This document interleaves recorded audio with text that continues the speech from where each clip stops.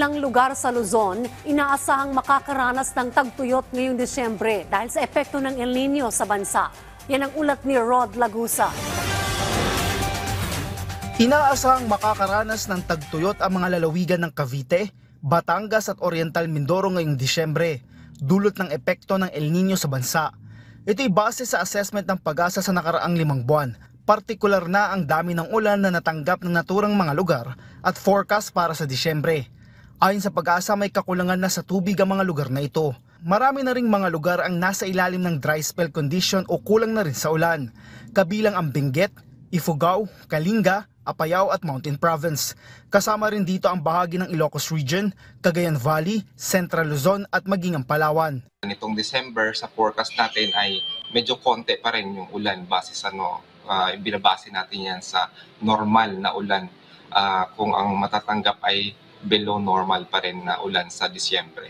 Normally, pag ganitong mga kondisyon ay iba-ibang level ng kondisyon base sa natatanggap na ulan o maging forecast or outlook na ulan sa isang lugar.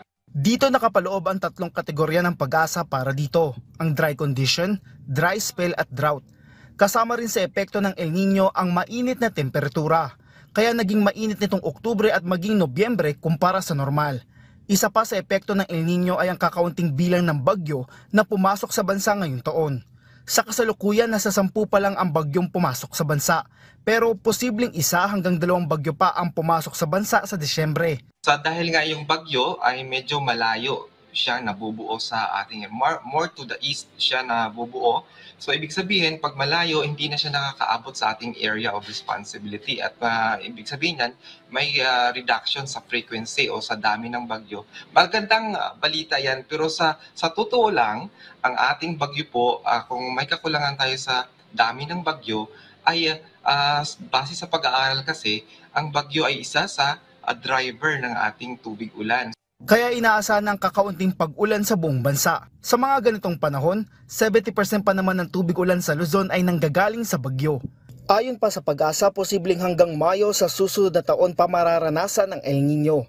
Rod Lagusad, para sa Bayan.